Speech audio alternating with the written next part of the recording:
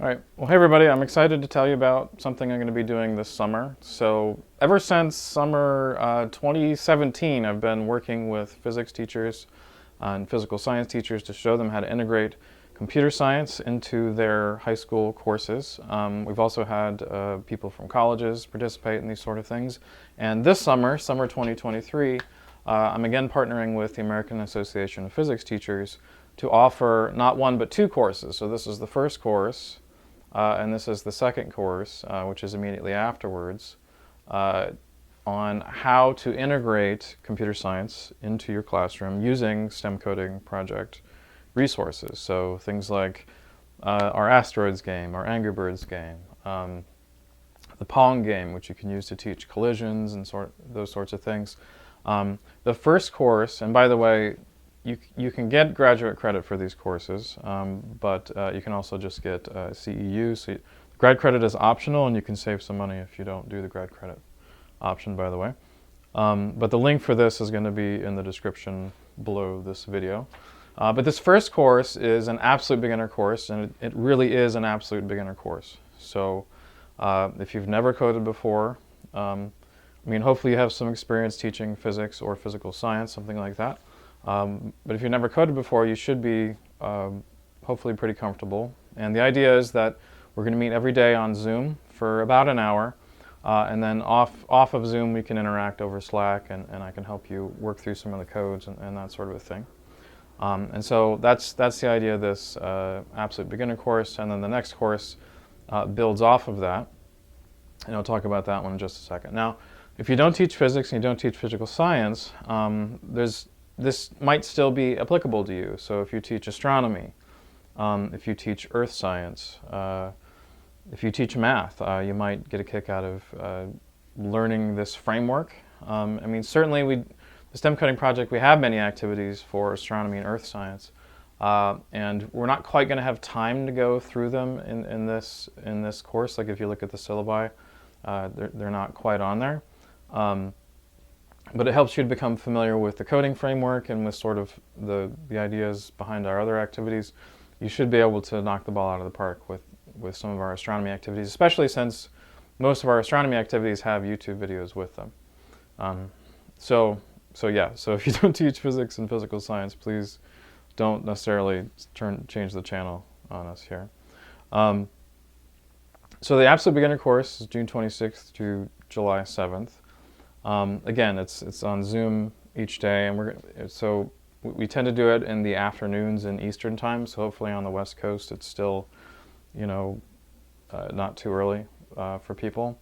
And the basic idea is that this Absolute Beginner course, it's going to lean towards activities on the physical science side. So activities like move the blob, accelerate the blob. The Pong game is really simple. We're going to start with those. What's another one? Apollo Moonlander is one of my favorite ones that we're going to talk about in this course. But the point is that all of these activities are ones that could work in physical science. You could use them in physics if you wanted to. But these activities could work in physical science, and none of these activities have any like trigonometry in them. Whereas with this course, we're going to get into activities that have trigonometry, like our Asteroids game has trig, our Angry Birds game has trig. There's a version of Angry Birds here that doesn't have trig, which we are going to cover here. But in this one, we'll cover the version of Angry Birds that does have trig. So that's another key difference there. So you can use these in a physics class or a physical science class, but if you're trying, in physical science, you might not want to do trig. And so we're going to cover some of those here. So that's the basic idea of it. I've done every summer since summer 2017, I've been able to work with teachers in these sorts of summer courses. You can potentially sign up for the first one and then wait to decide to sign up for the second one. And again, the grad credit is totally optional. You can save money if you don't want to get the grad credit. And I can write up continuing education credit or whatever you need for your district is for how many hours that you've spent in the course. You can do that. So that's the announcement. I hope that you'll join us. I hope that you'll share this with your networks. But please get the word out because we're so excited to help teachers share these fun, exciting activities that bring real computer science skills into the classroom. And my goal is not necessarily to make all of your students into software engineers. I'm not trying to make all your students into computational physicists like me. My goal in teaching this and in developing these activities, it's really about the role that simulations play in the workforce, especially the engineering workforce. So a typical engineering student, I teach a lot of engineering students, they might end up at some engineering firm, and the engineering firm says, hey, we just bought this $25,000 piece of software that does this weird simulation that's complicated. Can you figure out how to use it and then use that to enhance what we do in our firm? And it's pretty easy for me to imagine that they would sort of find the recent, the recent college grad and say, hey, you're young, you're smart, why don't you figure out how to do it? And the problem is that when you have a piece of software that's worth $25,000, it's very difficult to convince yourself that it's ever going to give you a wrong answer.